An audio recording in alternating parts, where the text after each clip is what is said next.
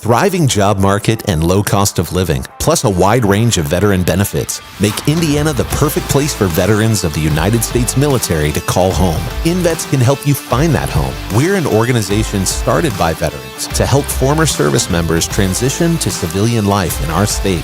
InVets can help you find the community with the career opportunities, housing, schools, and amenities that fit your lifestyle. To learn more about InVets, visit us at invets.org today. All right, dude. Good having you. Thanks, brother. Wyatt Nelson. Yeah, good to see you. Good to see you, bud. See you at church all the time. Yeah. It's always fun. So, all right, tell us a little bit about Wyatt. Where are you from? Yeah, originally I grew up in Lexington, Kentucky, so a couple hours from here.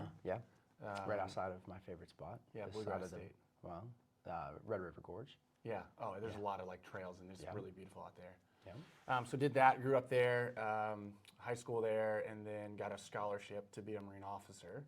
And there's no ROTCs in the state of Kentucky. Oh, wait, you got to slow down now, big guy. Yeah? Yeah.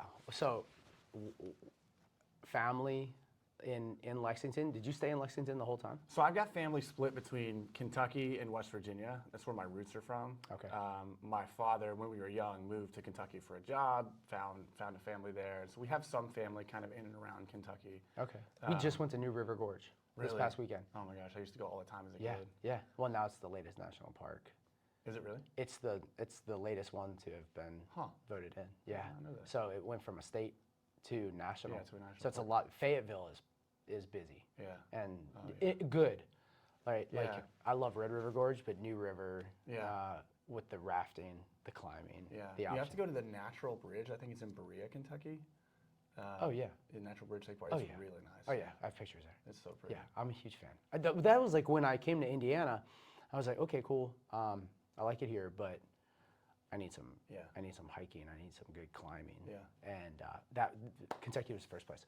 So your dad's there, Yep. works. So you're in Lexington, young guy, elementary school in Lexington. Yep. Where'd yep. you go to school? I spent Lexington. I was in like elementary school. Yeah. Lansdowne Elementary in Lexington. Stayed there. Went up to Morton Middle. There we go. Green and gold, and then went to Henry Clay High School is where I went to high school at. So Okay. spent most of my childhood in Lexington. Did you play any sports? I did. I ran cross country because I knew I wanted to be a Marine and I knew they run. And then I played lacrosse, which I wasn't very good at, But you got in. yeah, I was fast, so that they kept me in there. So I would love to have run cross country because now, as an older person, I've picked up distance running. Yeah. And I think that there's something to like lung capacity being developed as like a 14, 15, 16-year-old. Because I'm like, man, if I just crack a 20-minute 5K, I'm stoked. But like,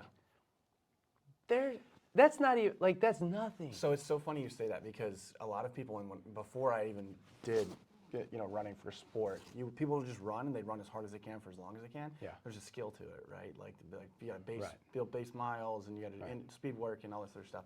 Yeah. All that stuff was foreign to me until I got into an actual sport of it. Yeah.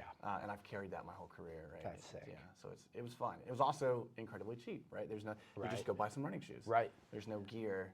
So let's just hypothetically say that you were giving advice to someone who was interested. Like, what would you say would be a good way to train for distance running?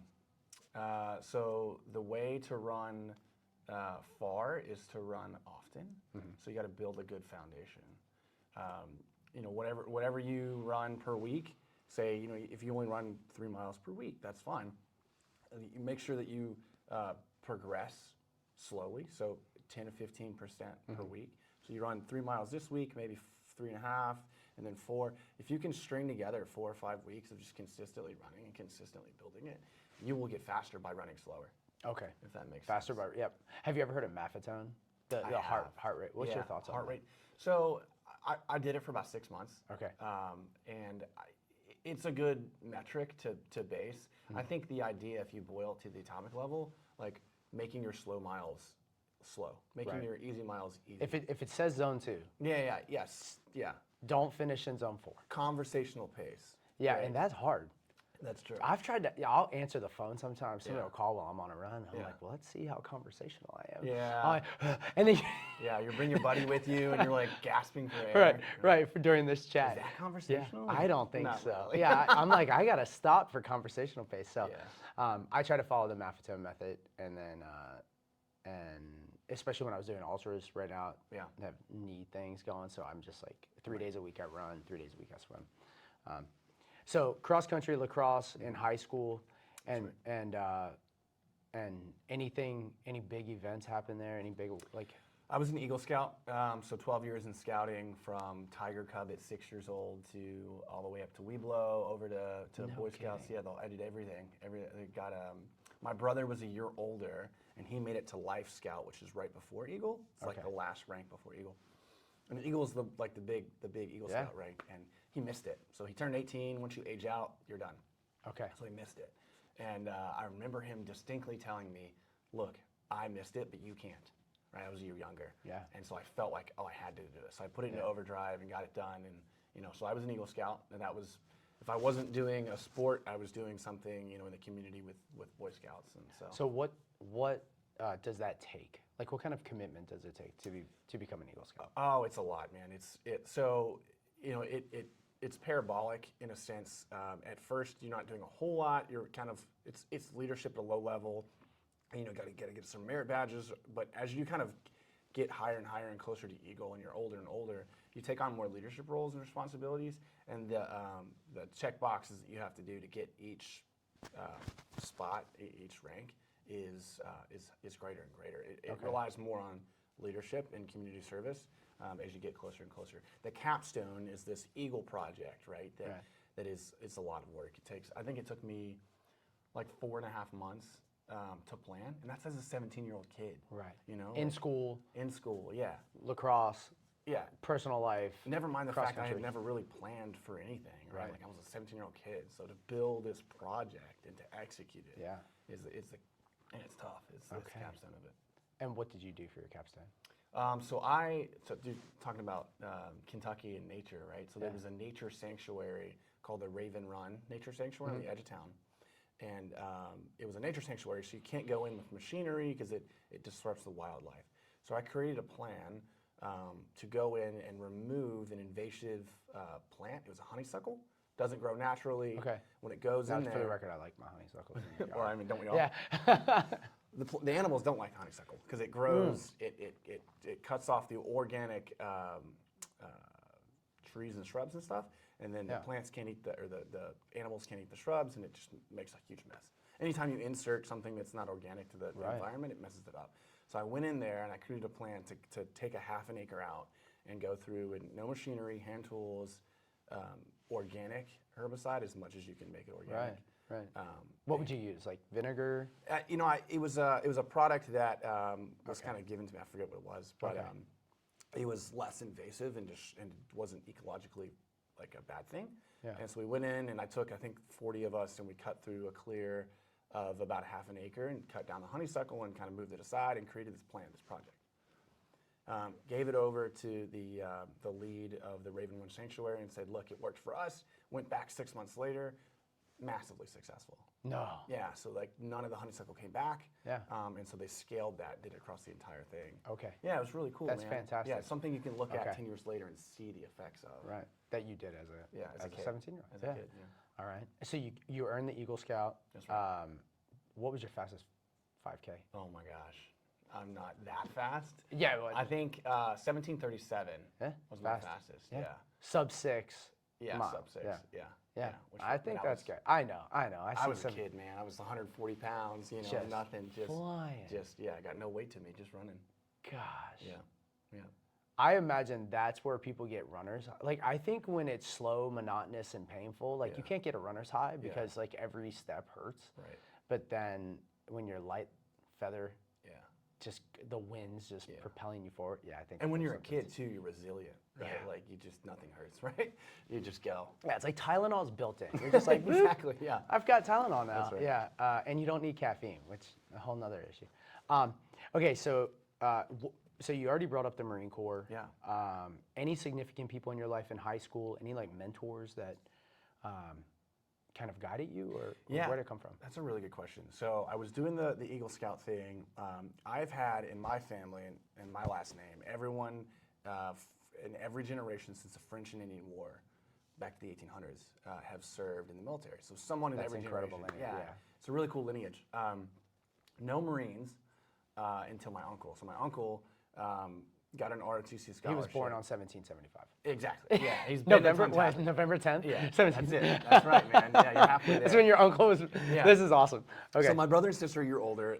They joined the Army, and I was a year younger, but I wanted to go see what it was all about. And I went to them, to the recruiter, and talked, kind of by proxy, right? Talked to the recruiter through them, and Smart way to do it. Yeah, I got to see what the Army was about. Didn't hate it, didn't love it, But growing up, my uncle was a huge role model to me. My uncle was a Marine officer. He was a cut above. He always had his stuff together, and I looked up to him a lot. And I said, I want some of that. What's that about? Yeah. And went over to the Marine recruiter, and I was sold. I mean, it was just instantly. I think it was. Are they in their dress? Yeah, they're in their Charlies, I think. I don't know. Yeah, but their outfit there, and I wanted that, and it was almost like I knew I wanted to be a Marine. I just didn't figure it out yet, because as soon as I got there, it clicked. I was like, that's me. That's what I'm gonna do. So you did talk to the other branches. I did. Through other. Yeah, I did. And there's beauties to all services, right? And depending on what career you want to go, it could, your service could direct that, right? Like the Army's got a lot more resources. They're 8 times larger than the Marine Corps. Right. But I wanted to be a Marine. Yeah, And I that knew was that. just- Like, that was my it. job was second to the fact that I wanted to wear the Eagle Blooming Anchor. Which is how the Marine Corps operates That's anyway. it, man. Right. Yeah. So my wife is applying to law school, takes the LSAT in June, applying to law school, and she reached out to the Marine Corps. She, as a prior Air Force officer, she's like, well, looking at JAG and some of the programs, and the Marine contact was like, well, first you just have to accept that you're going to be a Marine, and you may end up being a lawyer. And She was like, what? Yeah, exactly. Why'd I go to law school? Yeah. They're like, this is the way it works. So that's what I would say. Is some people pick the job first and the service second, which makes sense. There's a lot of skills depending on the job. Some branches do jobs better. They're just more equipped for it. You can pick the job and then the service, or you can pick the service and then the job. And so I went with the latter of the two. I wanted to be a Marine more than anything else. Yeah, and I did the other also. Yeah. I picked my job, and Yeah. I was like, okay, cool, this is where it is. Yeah, exactly. So, all right, so now what grade are you in when that happens? I was a junior in high school when I was with my brother and my sister. They were seniors. They were ready to be signed and sent off to boot camp. They did it pretty quickly.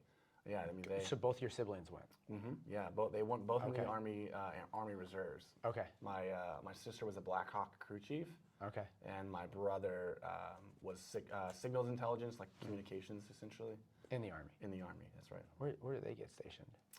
Fort Knox, Kentucky. Yep. No, I'm so sorry. Makes sense. No, I love it there, but yeah, that does make sense. where they went. And it's enormous. Yeah.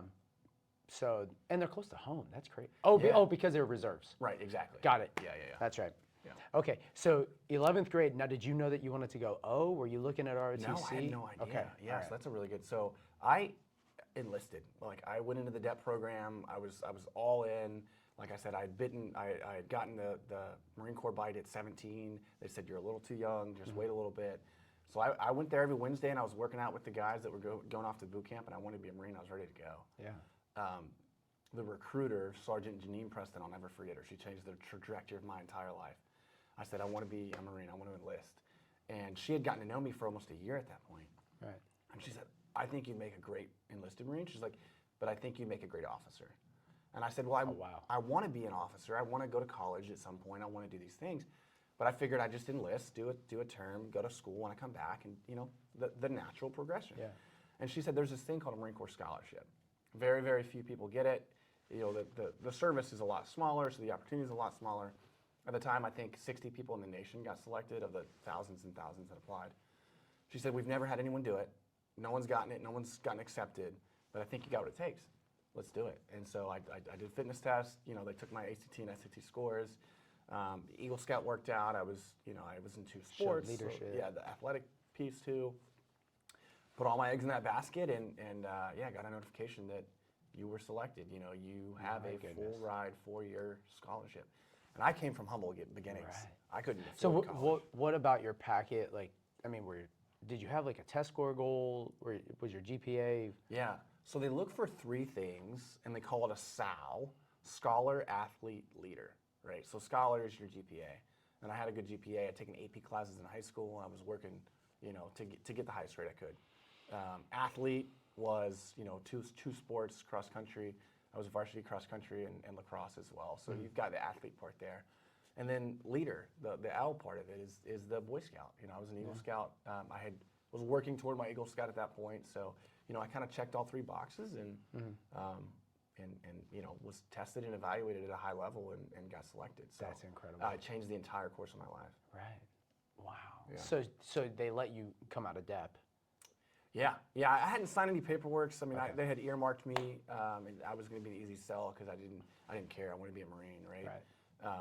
And yeah, so they pulled it and got the notification, and they said, okay, here's a list of schools. You have to apply to the school like you would normally. You don't get into a Harvard without applying. So I had to apply to all these schools. Purdue was 4 hours away from home. It's a great school. Yeah. Had never met or known anyone in Indiana. Just said it's a good school and it's not far from home. So let's go. Let's apply. That's awesome. So got the scholarship, got into Purdue, and kind of started from there. All right. So, and what other schools you applied to? I did. I got Okay. waitlisted at Ohio State. Ah. Which was, it's whatever it is. Purdue was, I think I applied to Virginia Tech and Ohio State and Purdue, and then all the some other schools I can't remember, but No yeah. UK. You were ready to. Couldn't. Yeah, they don't have a Marine Corps ROTC. Yeah, so couldn't go No in the kidding. state of Kentucky at all. Yeah, I had to go outside. Do they now? I don't think so. Okay. I think they have a huge Army ROTC program. Yeah. I have We'd have to check that. a young man that I'm acquainted with from rugby. He's friends with my son. He's at UK playing rugby right now. Yeah. And he's doing something where he goes to Quantico in the summer. There's a bunch of different paths Okay. to being. So he's not ROTC. Yeah. But he's got like some because he wants to be a Marine JAG. Yeah. And There's probably 6 paths to Okay. like being an officer. They're all different. okay. So that's probably one of the 6 that he's Yeah. applying to. Yeah. Yeah. So all he has to do is go for the summer. Yep. 10 weeks or something like that. And and he just goes and he knock does his it- knock thing. it out. I think he has to go each summer. Okay. It's an interesting program. I never heard, but that makes sense. They Yeah. don't even have a Marine option. Yeah, they don't. No. So Okay. he's probably talking to a recruiter in town there, and yeah, Okay. that's awesome. He's pretty squared away kid. So you end up at Purdue, Lafayette, Yep. first time. Yeah, it was crazy, man. Like I had never driven 4 hours in one go. I'd stayed close to Right. No, that's And- so true. And I packed everything I owned into a 1994 Toyota 4Runner, and that was my life, man. And I left, and my uncle went to college, but like my mom, dad never went to college. My brother and sister hadn't yet, right? They had just enlisted. Yeah. I didn't have anyone to go off of. Yeah. My grandparents didn't go to college, so like So you said you took AP courses. I did. Yeah. What propelled you to do that for all the young folks listening? Like, was somebody telling you that that's a good idea? Really? No, I think so. Death by association, right? Like a lot of my friends were smart and intelligent and forward thinking, and their parents were saying, get into AP classes, do this and that and the other. And I said, well, I could do that. Why not, right? I mean, college credit, that'd be great. I do want to go to college at some point. Yeah. So let's try it. Let's take some AP classes, maybe take the test at the end, and if I get college credit, then great. Right. That's awesome. Yeah, my son took AP European history. Yeah. That was a kick as they a are. sophomore. Dude, they are. Yeah. They're hard. Yep. They are all Yep. hard. Yeah, there's it's very difficult to quantify the difference between like a normal class and like an AP class. And a college class. But the amount of information Yeah. that they have to take in Yeah. is incredible. So I was proud of him for doing it. Yeah, that's really cool. My next one's on his way up, and I think he's going to take another AP his senior year. And my freshman already knows where he wants to go to school. Yep. He's got it laid out. He's like, okay, I need to take these classes to get that diploma so that I can, and we were looking at SAT scores last night and ACT so that he can apply to where he wants to go. So Oh, he's years ahead, man. oh, was I not know. thinking like that. Neither was I. Yeah. So I'm proud of him. I'm happy for him to have that kind of head on his shoulders. But cool. so you take those courses. That also helps. Yeah, because for sure. you have a great high school transcript. Yeah. And then you're at Lafayette freshman year. How's that? Because you're alone basically. I mean, well, you're not alone. Terrifying. Yeah, terrifying. I was 4 hours from home. Didn't know anyone in the entire state of Indiana. You know, and I remember like packing in my dorm room for the first time, met my roommate, and I said, "What did I just do?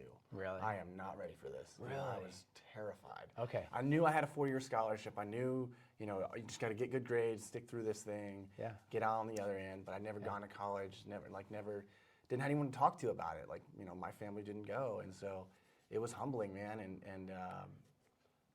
You know, it was a kick in the teeth, but you know, you build a network. We had friends there. Like I said, I was in the ROTC program, so I met 11 other guys that were just like me from all over the nation that were blessed for a scholarship, and so you know, I built a network and a group of friends quickly, and kind of, you know, got after it. That's sick. That's great. So, now what's ROTC like? Because Purdue's a very respectable school. Yeah. You majored in. I was a criminal justice Okay. for my undergraduate. Okay. So criminal justice, you steered clear of the engineering. Yeah, dude, I knew I was smart, but not that smart.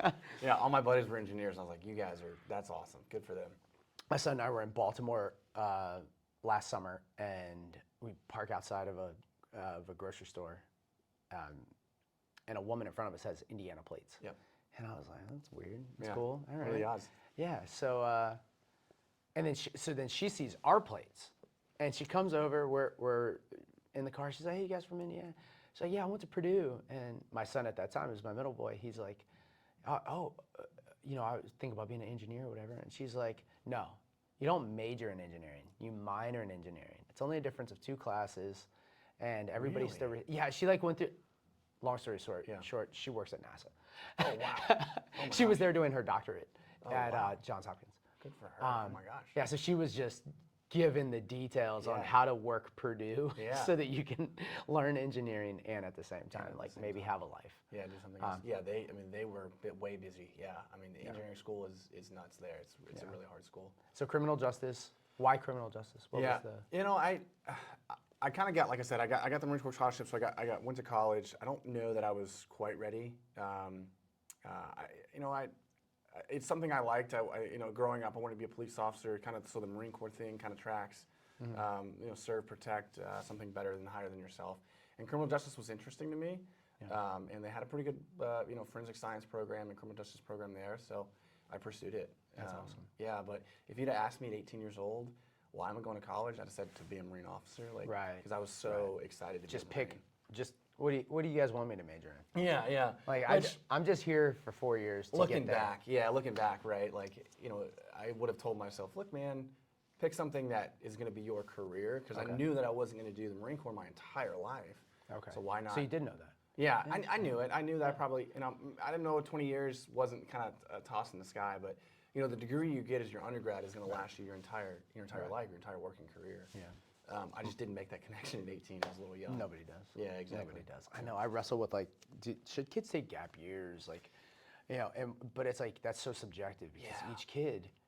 It's If 100%. you take that gap year, well, then that could send you down like I'm just going to work restaurant gigs and live paycheck to paycheck. Or it's like, is that student actually going to dedicate the time needed to figure out where they should go? Yeah. And I'm definitely wrestling with that in my house. Like that's like a conversation. Your point. kids are older too. Yeah, 17, 15, 13, gosh, and then 2 little ones. Yeah. So the 17 and the 15-year-old, it's definitely a conversation. But my 13-year-old, we're actually going to go to the Air Force Academy in June for her 14th birthday. We're going to hike Pikes Peak, so it's a 14er. Wow. I think I've told you about some of Yeah, this. right. Yeah, the 14er, and then it's 14 miles. So on her 14th birthday, she'll hike a 14er and do 14 miles. Yeah. So it's pretty sick. We'll do the incline the day before that to like adjust, and then we'll visit the academy. And she's going into her freshman year, but she knows she wants to fly. So she's already been up. We've done some she does like flying lessons. Right. And she knows that she just loves it. That's so so it's cool. like, so I'm gonna take her to the academy on her 14th birthday, and nothing will help propel that vision. You know, more than like the Air Force Academy is absolutely beautiful. Like Colorado Springs, is a special spot. When Pikes Peak is sitting in your backyard, like, Right. Yeah. Hey, look at that. That's beautiful. Yeah. I don't want to leave, but it's very helpful for them to to have that vision, but then not all kids do. Yeah. And for the ones that don't, it's tough because society's like, you need to go to college. And the kid's like, I really didn't dig the last 4 years of high school. Yeah. I don't think I'm gonna dig for it. But then what do? Like go to a trade. Okay, cool. But what if what if they don't know about that either? You know, it's so interesting. I had this long theological discussion with a buddy of mine literally last week about this. You know, gap years versus not gap years. Yep. Society's going to tell you go straight to college. And as an 18-year-old kid, if you take a year off, all your buddies are now. So are you a year behind, right? Like, are you making the wrong decision? And I think, you know, society's changed, times changed. That, you know, the college degree isn't always everything. You know, there's a lot of different paths to be successful. Yep. And it's just a matter of figuring out what path you want to pursue, and then be the best version of that, right? If it's a trade, do it, man. Be the best trade that you can be. Truth. Or if it's education, you want to be a professor. That's a path as well. It's just figuring out what path you want. And 18-year-old Wyatt didn't quite know, but because I went back to school, much older, got a second degree. Right. I was way more prepared. I was a way better student That's because right. I was more mature and ready, and I knew what I wanted. Yeah. Yeah, I appreciate that. And that's where I think the military comes in big time. Sure. Is like also it's not a gap year, it's a commitment, but it also does allow for you to really figure some things out. Like, we live in kind of soft society. Like, how influential is it and positive if you go into an environment where like nobody is there to tell you how great you are. They're there to get you to greatness, but you didn't step in great. And to have to reconcile that in your spirit in those difficult times, and then punch out and get into the world, because now you have cleaner vision. I mean, I have cleaner vision now than I did when I was 20, and that's a result of some of the experiences I went through. So, Yeah, nothing's given, right? It's always earned. right? So Yeah. that's cool. I mean, I hope that they keep it that way. Yeah. So, Agreed. You're freshman, you're through your first year. I mean, when do things start to slow down for you? Like, when's your optics just widen out a little bit? Oh, I don't. Life never slows down. But well, I mean, in college, like, Yeah. did you hit a point where you were like, okay, cool, I get it, I'm comfortable? Yeah, I think after my first year, right, I'd done 2 semesters, I got the feel of it. You start to pick the classes you want to pick and kind of guide out your career path. I knew that the 7:30 classes weren't me. Like, I had to wake up early at 5 a.m. to work out because of the ROTC, but there was like an hour and a half window in there that my brain just doesn't work. So like, I just knew, like, don't take the 7:30 class, you'll fall asleep. So you start building your schedule, build what you want, and you really kind of get into the groove of it, and it was fun, man. Like being in a university where everything is academic and you're learning from everyone else and the professors are top quality, you just like get this craving to like learn more and to grow. And That's incredible. It was fun. Yeah, it was really fun. Okay, so it starts slowing down. When does, like, what kind of steps do you do from college student to military officer? Like, what's going on in between there? Right, yeah, so you're always a student, so you're always doing your classes you would normally. There is a commitment. For us, it was 3 times a week, Monday, Wednesday, Friday. You would wake up at 5 a.m. and you'd go work out. And there was you would meet at the Armory, and they would be the workout of the day. It was a 5-mile run, or you go to the gym, do some heavy lifting. Maybe it was like a HIIT workout or some sort of CrossFit thing. But it was always in a team, so you were in your squads or platoons, built like you would normally if you were in, Who writes those programs? It was rotating, so there was a student assigned as like the physical training officer. Okay. Usually like a junior or senior that had been there, done that, and so they would write the workouts. Time standards on the run?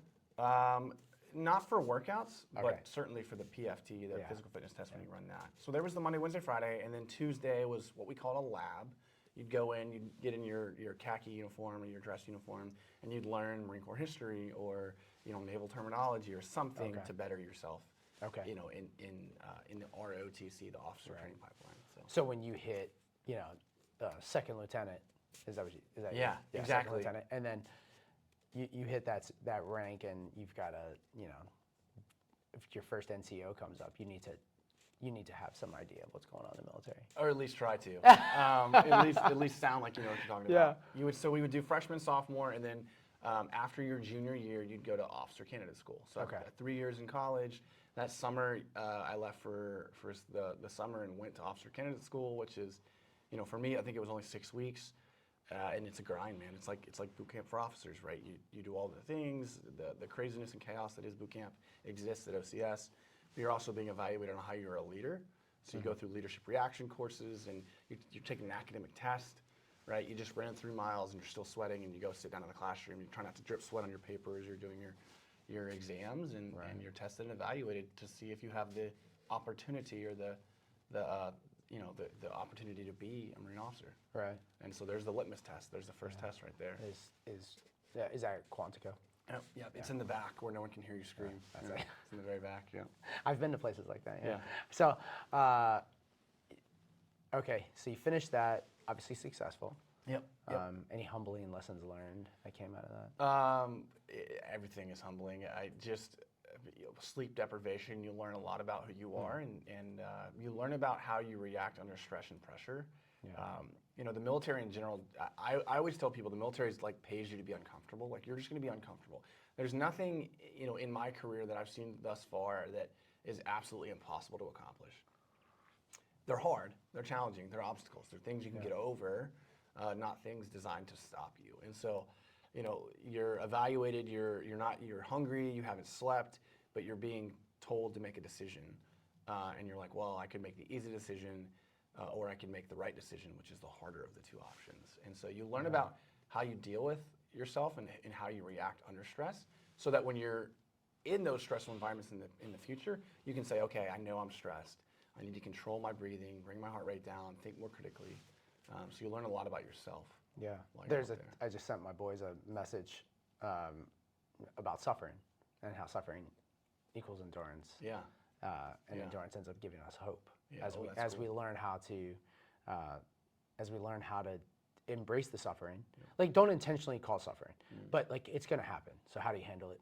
And then from that, you gain endurance. Like the hardest thing you've ever done is the hardest thing you've ever done, and every one of us has a different barrier of entry for that.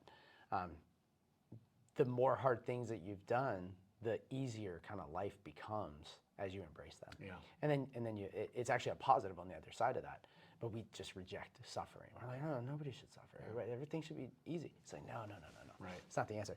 So you finish OTS, junior year, going into your senior year. That's right. What's senior year look like? Are you nervous? Like, you're about to go do this thing? You're 22 and you're gonna have a job. Yeah, I think I saw the writing on the wall.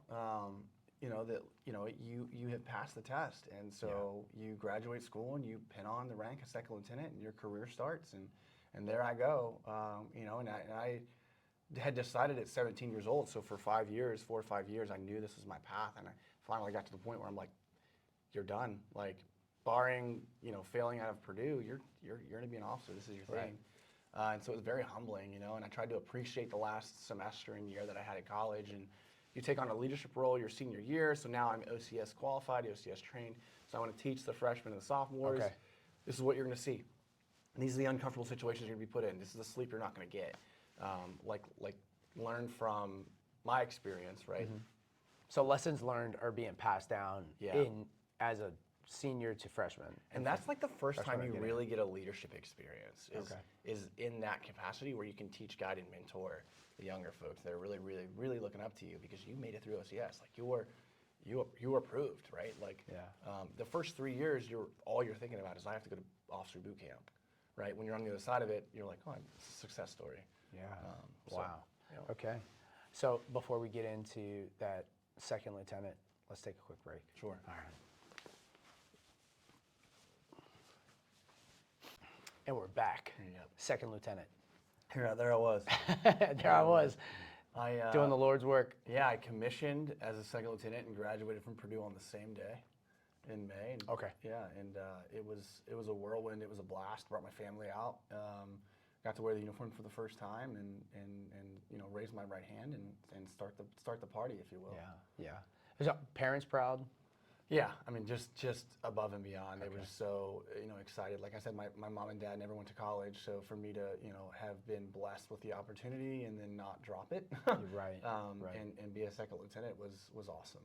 It was like That's good. top of the world. Family support for the military, like for somebody going in, is a big deal. Yeah, it means a lot. Yeah, if your family doesn't support that decision, that's a tough one. It's a tough pill to swallow for sure. Yeah, because you're just running, you feel like you're running rogue. Yeah. So your parents are there. Your siblings? I think my brother was in training at the time, but my sister, she was my first salute. Yeah, which is awesome. Okay. Have your older sister be your first salute. That is cool. I was my wife's first salute. Really? Yes, That's so cool. which was kind of cool. And then a buddy of mine's he's going to be a Huey pilot. I think May 5th or June 5th, and he asked if I would. That's so Get it's this so person. humbling Yeah, to it's do pretty that. cool. Yeah, it was a blast. June. Yep. That's awesome. I thought I would go, straight into it, but the training pipeline was all backed up. So I had like 6 months off where the Marine Corps said, hey, we don't have a seat for you to go to the next school, which is the basic school. It's a 6-month officer school. But that means no pay. No pay.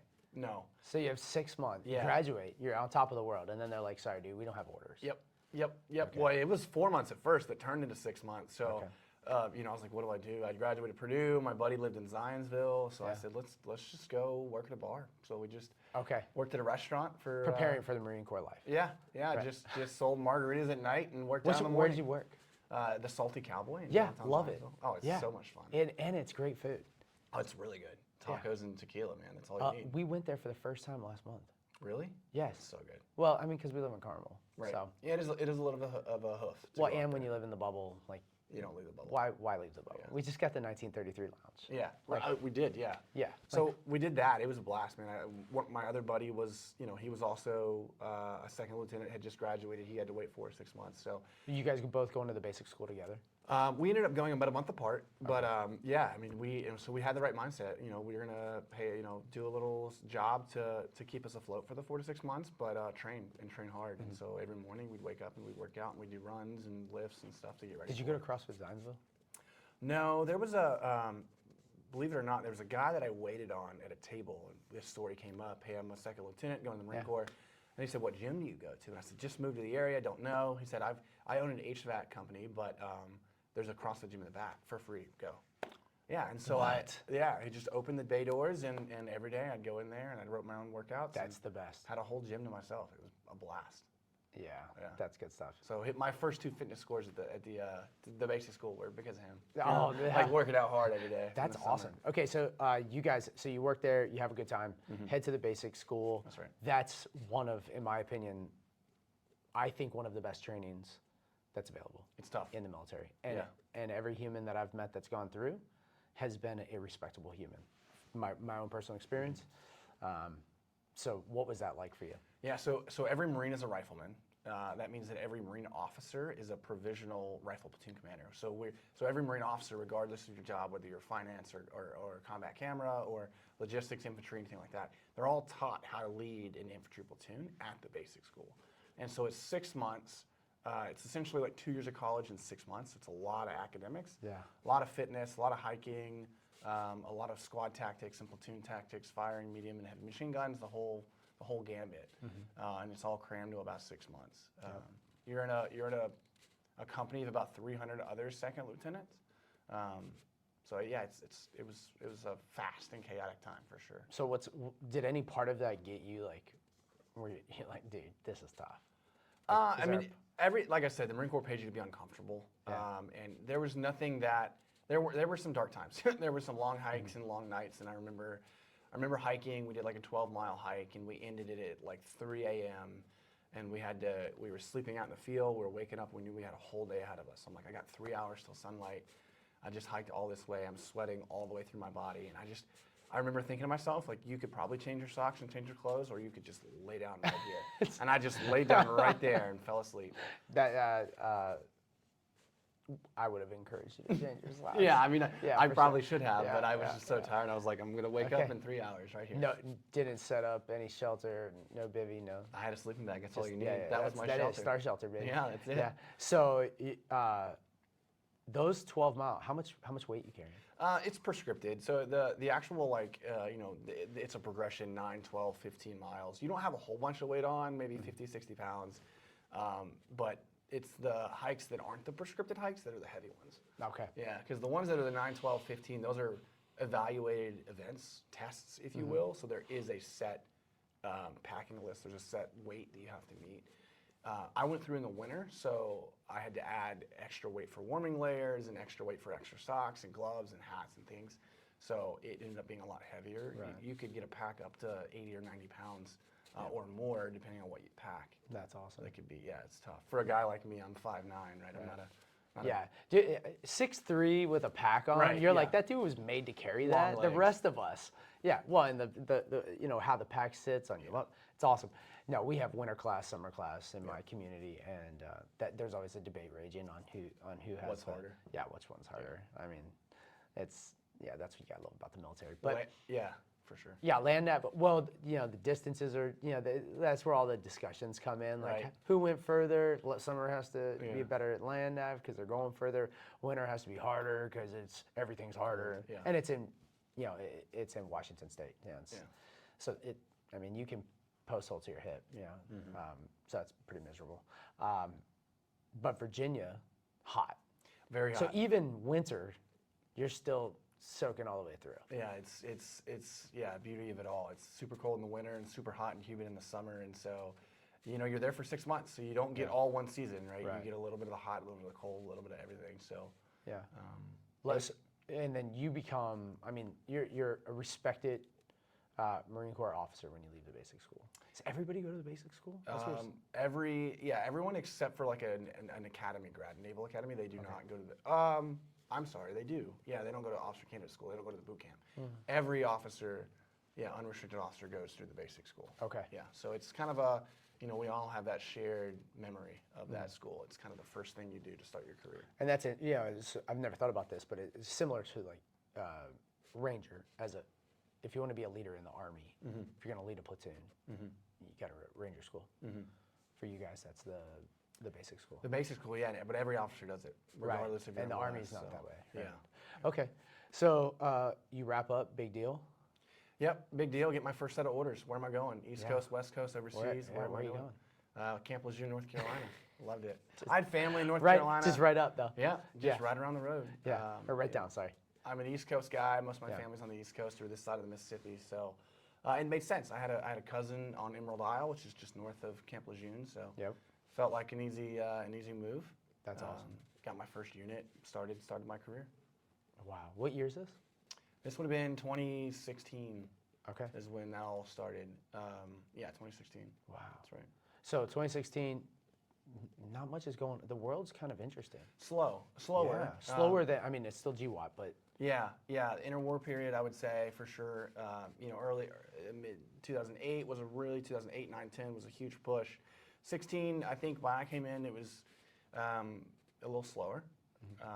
And then there was the Afghanistan withdrawal in 2020 and some other things, but there definitely was kind of a breath of peace there for a little bit, if you'll call it. Even though there's combat action taking place. For sure. But there's no surge. Yeah. There's no we're not arguing about how are we going to handle this or how are we going to handle that. We're not at peace though. Yeah. That's the weird thing. Yeah, it's more of a have and hold. We're not pushing, getting your territory at the time. But yeah, so deployments weren't as prolific as they would have been 5-6 years earlier. But I went through the. I got assigned logistics. That was my job.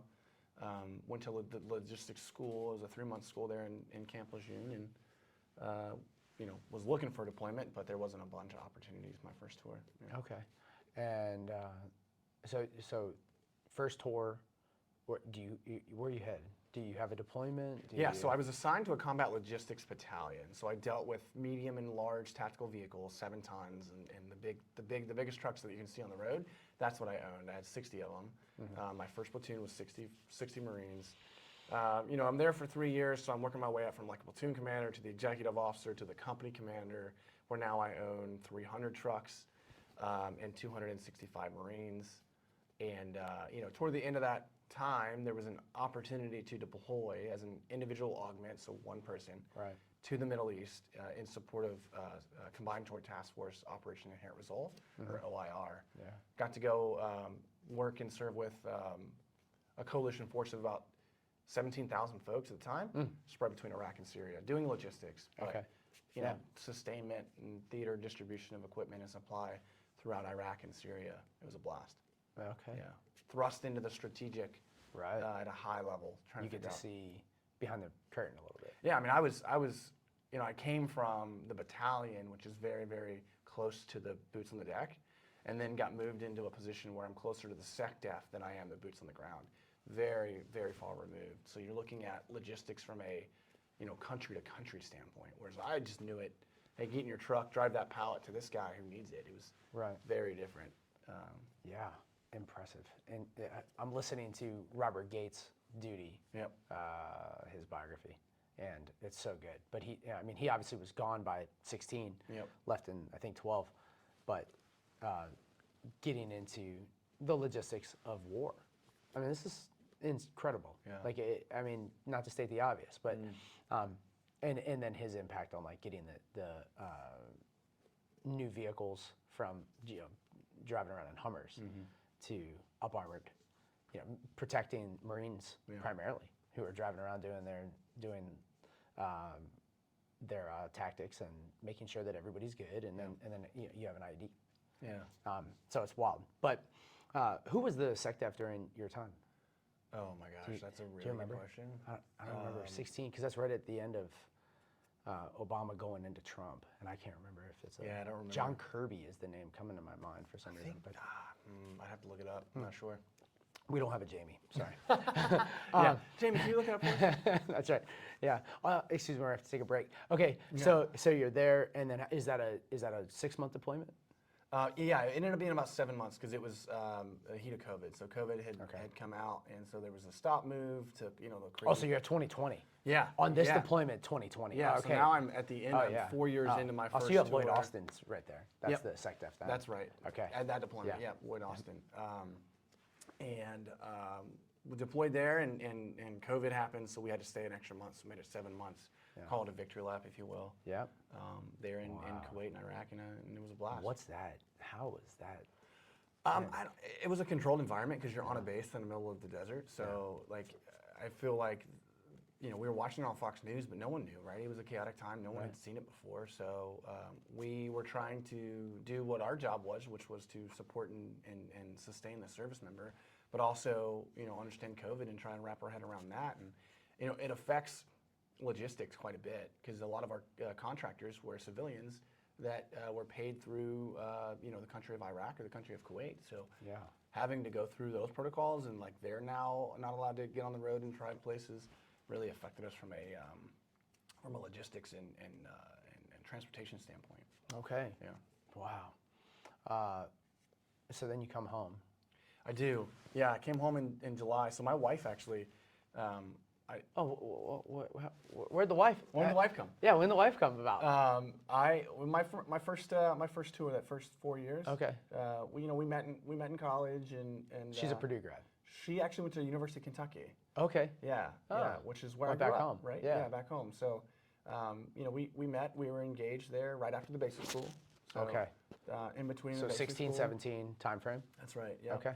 Yep. Got engaged and then got married there in 2018 and got orders to deployment and then she told me as I was leaving that she was pregnant. Oh.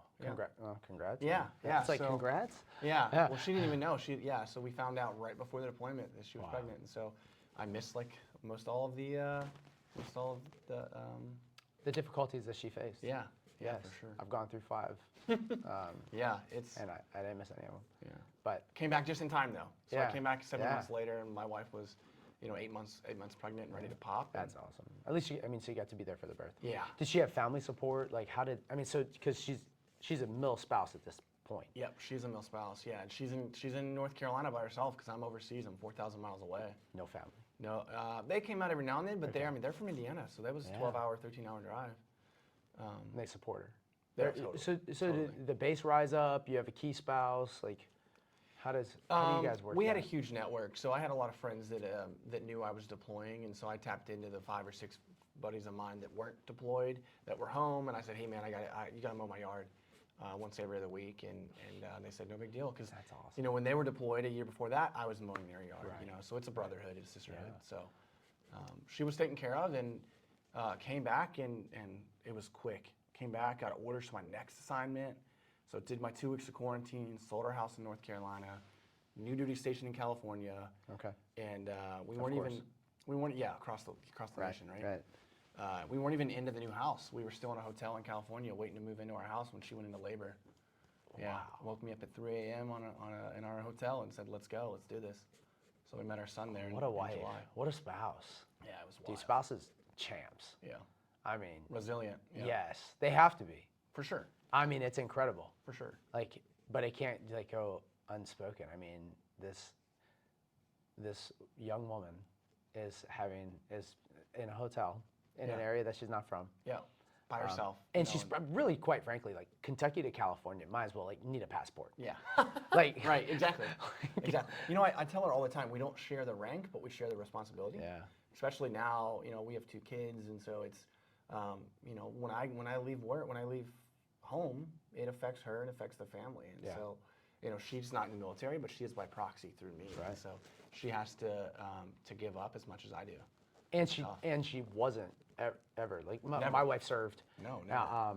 You know, both sides E&O. Yep. We had 2 babies while she was in. I want to make sure I'm right on that. Yeah, both of them were while she was in. I mean, so she has like that. She's like living it. You know, she gets it. But when you have a spouse that it really isn't in, experience. but then is fully supportive. Yeah. Wasn't ready for it. Didn't understand the military a whole bunch. Because she's like 25, 26. Yeah. Yeah. And she has a whole career of her own. She's a nurse, you know. She's Okay. chasing her own career. And, Right. And so yeah, it was growing up quick, you know. Right. That's intense. Hotel. Yeah. So you have the crib set up in the hotel? Oh, we had nothing set up because we didn't think she went into labor a couple weeks earlier than we expected. I thought it was going to be an easy landing. We're moving to the new house, no big deal. Yeah. And then she you know, baby came early. It's how it works. So we were in the hospital for 2 or 3 days, and we got discharged from the hospital and moved into our house on the same day. Okay.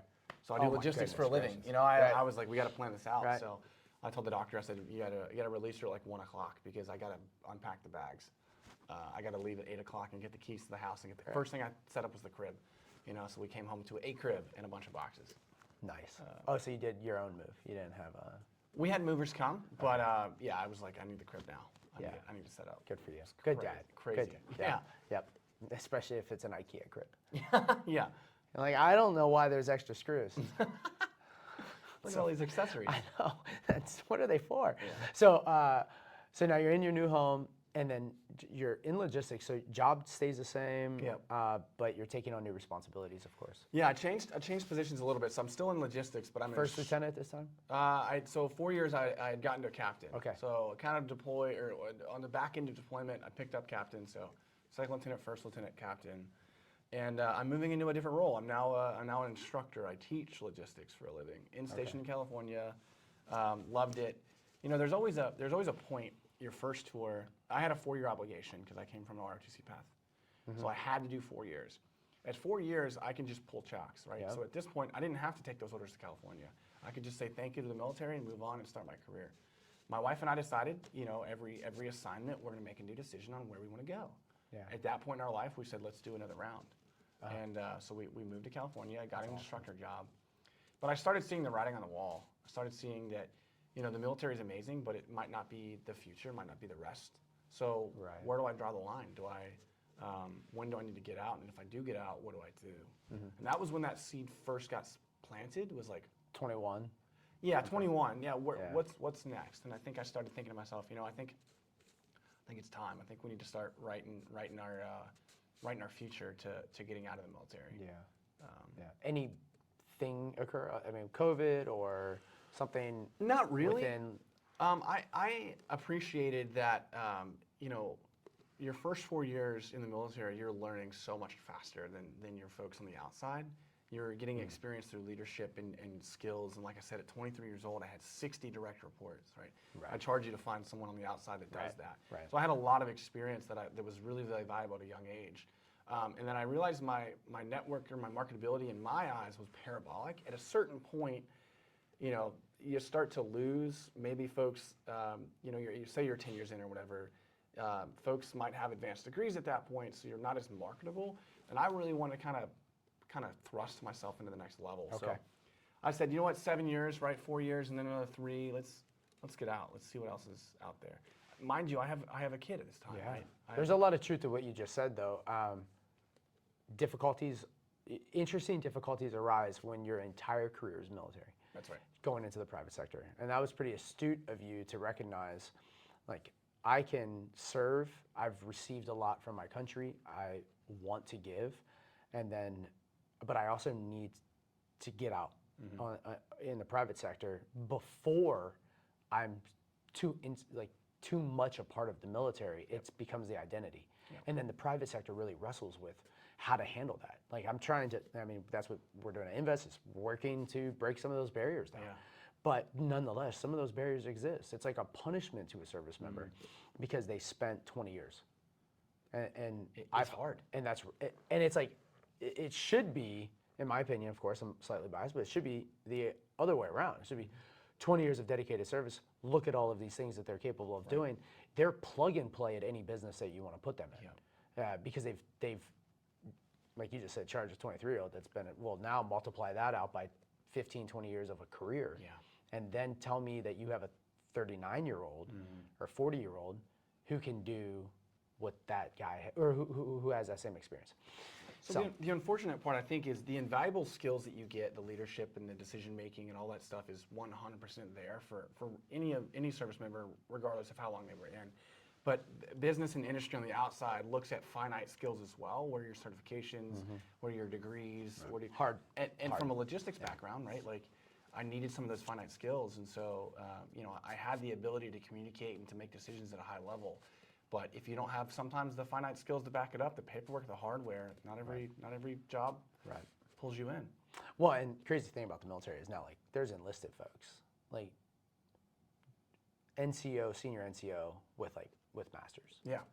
And they're just enlisted.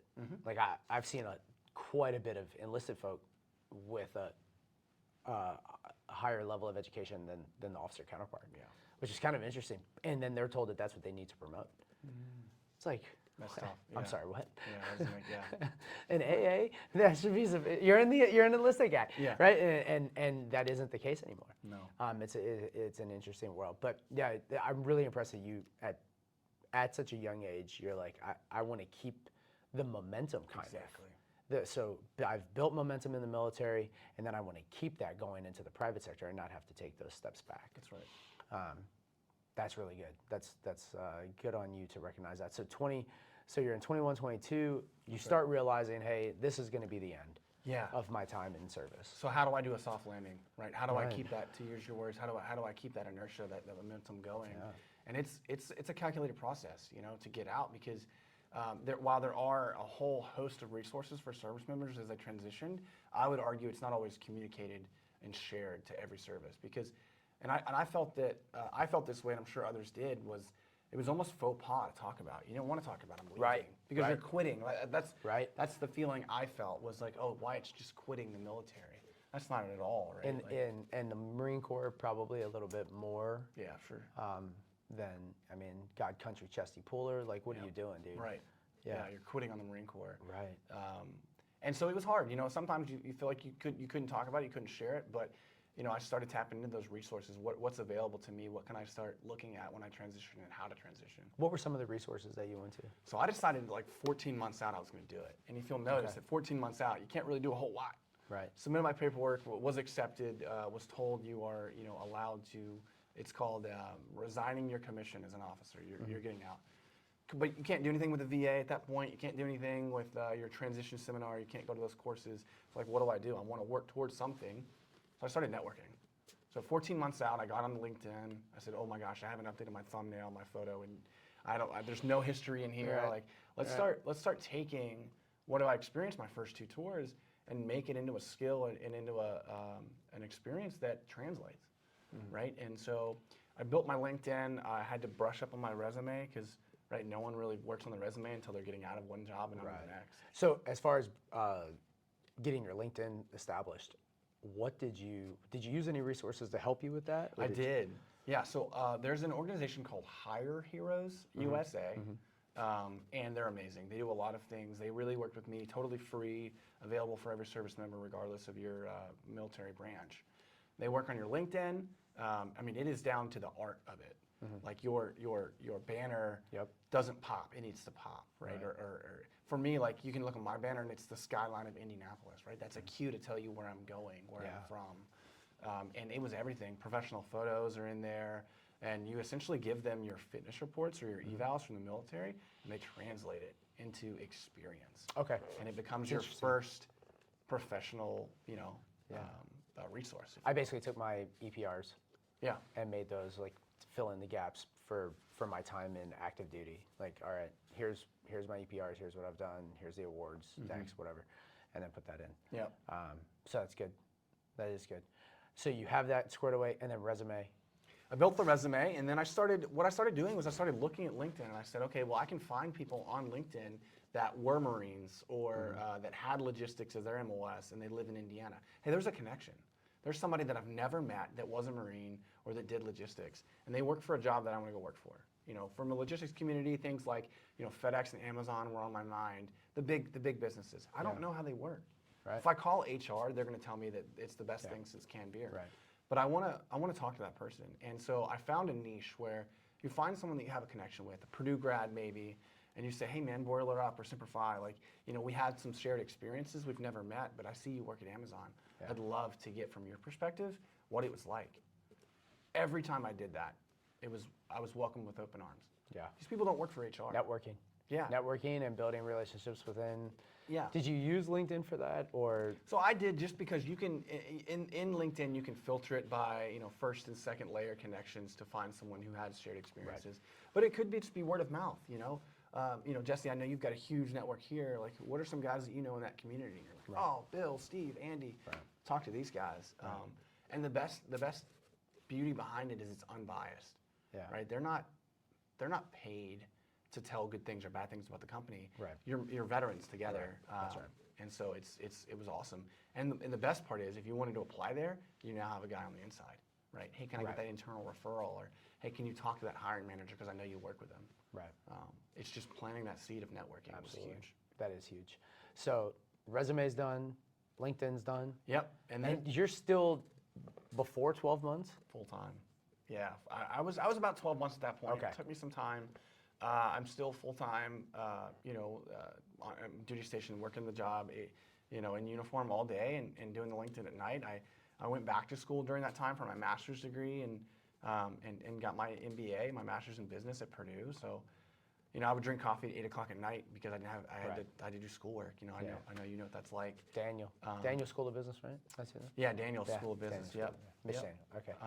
Yeah, but yes, that is, especially with a bunch of kids, and you have 2 little ones at that time. So how old are your kids? Now they're 4 and 2. But then they were. I had just my 2-year-old. Yeah, he was. So you're tucking them in. I am. And then you're hitting the books. Exactly. Yeah. And I realized at 14 months out, what does my resume look like now, right? If I was to apply to a job now, what am I missing? Oh, hey, Wyatt, you've got a lot of experience, but like maybe you're missing a certification in Lean Six Sigma, or maybe a PMP course is good to go to. If I want to apply to a job, what am I missing? And you can look at job recs and see that. Right. And so I said, okay, well, I'm missing this qualification. Why don't I go do that? Right. And so one of the things that I did was I decided, a master's in business would propel me in my future. Let's pursue it while I have the time. Yeah. Or so I thought I had time, right? Right. You just make it happen. Right. But it's better than wanting to do it on the outside. You've already transitioned to the private sector. Then you're diving into your MBA. But you also have already wanted to have had the job that the MBA should have gotten you, or helped you get. Yeah. And no one has free time. Everyone always says, well, like when life slows down, life doesn't slow down. No. Like you say, there'll be a better time to have the time. If you just need to do it. Right. And I'm the kind of guy that if I start something, I'm going to finish it. Yeah. So I knew if I'm committed to this thing, I'm going to do it. So MBA, did you know that were you thinking business or logistics? Why did you choose that, and did you get any other certs? So I actually, I gave that a lot of long, hard thought, and I thought to myself, you've got a lot of experience in logistics. If you got a master's degree in logistics, now you're a one-trick pony. Do logistics, education, and experience in logistics. That's great, but it's one trick. If I got a degree in business, now I have experience in logistics and a business background, education in business, which gave me a little bit more of a Swiss Army knife feel, that I could do a little bit of everything. And it taught me a lot, and so that's what I pursued. Yeah. Did you do the Lean Six Sigma? I did. I went and got my Lean Six Sigma green belt. Again, building the notches on the resume that I thought made sense. And for me in my community, that made a lot of sense for logistics to do a Lean Six Sigma. And I would charge anyone that is pursuing a career or an industry, right? Don't just chase the ones that everyone knows. Find the certifications that matter for your industry and pursue those. And that's kind of what I did. Okay. So how did you, well, before I get there, I guess. So when did you go to TAPS? I think I went probably 6 months, 7 months, something like that out. So, I had spent essentially, if you do the math, 6, 7, 8 months doing the networking, calling the people at Amazon and FedEx and all these other places, and getting a feel for what I wanted to do, building my resume, building my LinkedIn, getting that Six Sigma course. And then it's 7 months, right? I'm like, now I need to start going to TRS or TAPS, the transition seminar, which is a whole host of its own. There's a lot of paperwork and stuff you have to do there. And then you get tapped into other resources, headhunting, if you will. They can help you headhunt and look for places. But you're starting to get close to like, now I can put applications in. Right. Which is a whole terrifying. Yeah, our big encouragement is when you hit 90 days, do it. It's time to start. For sure. Yeah. Yep. But like Eli Lilly is like, don't apply for a job unless you can start by the start date that we've posted. Interesting. Because that upsets, they get some really good candidates, but then they can't start for 6 months or 3 months. It's like, no, you gotta, like, if it says that start date, make sure that you can be there on that start date. The bigger the job too, or the bigger the company, the harder it can be and the longer it takes to onboard. I work for Raytheon. 180,000 people are employed there globally. I think the process from dropping an application to day one at work was months. I mean, it took months. You're right. With Raytheon, how many applications would you say you put out? Oh my gosh. So if I was to teach myself something going into that process, it's quantity over quality, right? Because I had all the boxes checked. My resume looked good. Why wouldn't you hire me? Right. But it's, I put in probably 7. I think that was the conversation that we had at the coffee shop. And we met when I was going through this. Yeah. And I was like, why am I not getting looked at? What's going on? Now I got hired at the end of the annual year, December. So there's like hiring freezes that usually happen there. Not the best time, but it's, it's fine. Yeah. Quantity over quality. I probably put in 75 applications. Okay. To get maybe 5 or 6 interviews to get 3 offers. That's nuts, right? Yeah. 75 applications, and each one of those were slightly tailored, right? Change the buzzword in my resume to the buzzword that matches the description. 75 different Wyatt Nelson resumes, right? Which is exhausting, and it's a marathon, but it's worth every second of it. Yeah. So how did you do that? Like, what did that look like for you?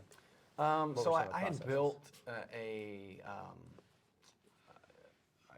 overall resume that was like one size fits all. And then if I was applying to an operations role, I would kind of insert more of my experience that I had for logistics operations and remove some of the other stuff. If it was a project management role, I would change the wording to talk about the projects I deployed on instead of the deployments that I deployed on.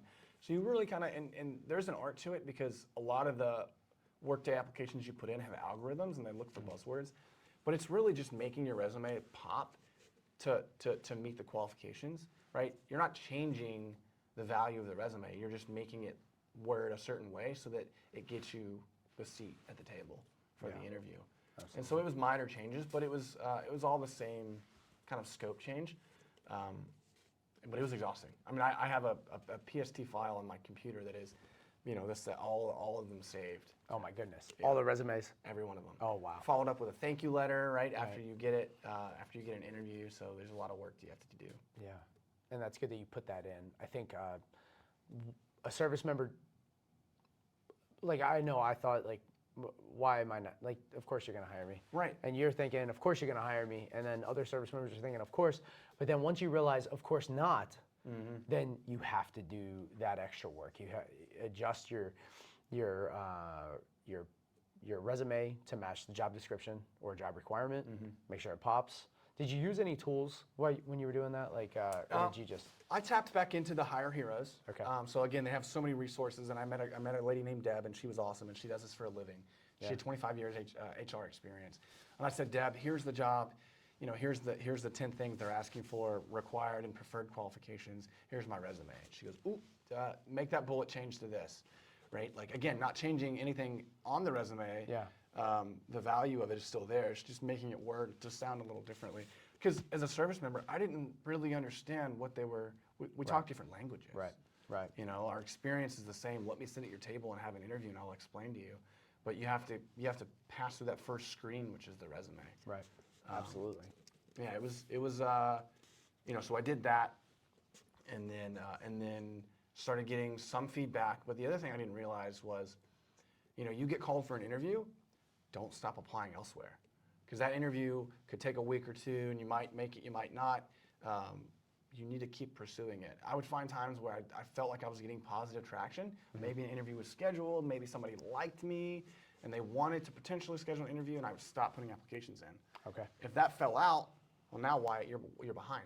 You need to keep doing it. And so, like I said, it's a marathon. You got to keep putting applications in until you get an offer letter with a dollar value and a start date. Yep. You're not employed. Right. Amen. So, how did you find Raytheon?